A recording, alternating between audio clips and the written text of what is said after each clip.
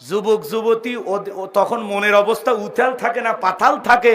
এমনি অনলাইন দুনিয়া, হ্যাঁ আজকে বাচ্চারা বই পুস্তকে পড়াই নাই, সব পড়া মোবাইলে। কথা কয় না কে?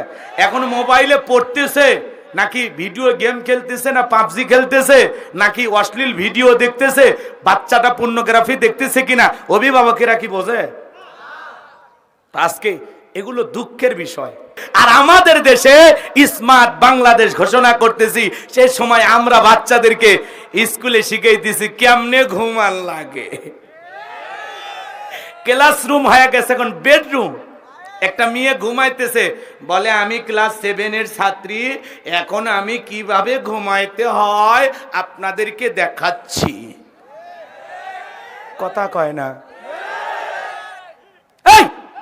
একটা মেয়ে পিচ্চি থাকতে 5-7 বছর 10 বছর বয়স, ওর মা যদি না থাকে, ও নিজে বিছানাপত্র, হ্যাঁ চাদর বালিশ কেমনি কি করে রাখা লাগে। আমার ছোট্ট মেয়ে 6 বছর বয়স, ও এখন সব পারে। কথা কয় না?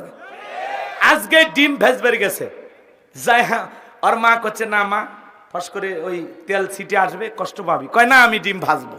6 বছর বয়স, ও রান্না শিখতে চাচ্ছে। এটা কি স্কুলে বই পড়ে শেখা লাগবে? কথা কন না কে? আপনার দাদি বই পড়ে শিখছে? আপনার দাদির হাতের যে রান্না এখনো মুখত লাগে আছে না? কথা কন না কে? আমার দাদি যখন বেগুন দিয়ে ইলিশের ঝোল রান্না করতো, আরে জিভায় পানি চলে আসছে। কথা কন ঠিক কি না? আমার মা কি রান্না শেখেনি?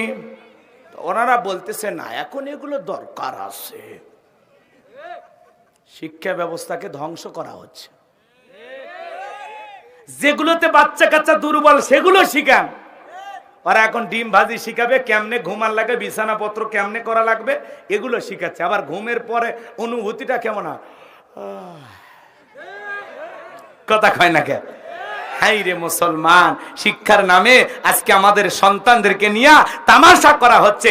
আর অভিভাবকেরা যখন আন্দোলন করতেছে, দেশের শিক্ষামন্ত্রী বলে এরা কুচিং বাণিজ্যের সাথে জড়িত। কথা কয় না? উনি বলতেছে এগুলো সব অসাধু, এনারা কুচিং এদের বন্ধ হবে। আমরা এমন শিক্ষা ব্যবস্থা তৈরি করছি, বাচ্চাদের আর জীবনে কুচিং করা লাগবে না, প্রাইভেট পড়ানো লাগবে না। আল্লাহু আকবার কোন। কষ্ট লাগে, বুকটা ফেটে যাচ্ছে এগুলো। তারপরে হ্যাঁ, জীবন ও জীবিকা, এই কুকুর চেনেন মিস্টার ডগ? অনেকের বাড়িতে থাকে, থাকে না? থাকে না? কথা মনে হয় বোঝেন না। আপনি মান্দা শহর থেকে গরুর গোশত কিনে নিয়ে আসছেন, হাড় চিবানোর জন্য দাঁতের এই পাশে নিলেন হাড্ডি না হাড়? কন হাড়, হাড় বোঝেন তো? আচ্ছা, হাড় চিবাইতে নিলেন, খাইতে পারলেন না। দাঁতের এই পাশে নিলেন, খাইতে পারেন না। তখন ডাক দেন লালু। লালু লেজ নাড়তে নাড়তে আপনার সামনে হাজির। তখন ওর সামনে দিয়ে বলেন খা ফি সাবিলিল্লাহ। কথা কন ঠিক কে না? কুকুর তখন ডেকে বলে বস বুঝতে পারছি আপনি ফেল করছেন, আমি ফেল করার না। কুকুর শুকনো হাড়কে রোদ নাই, বৃষ্টি নাই, ঝড় নাই।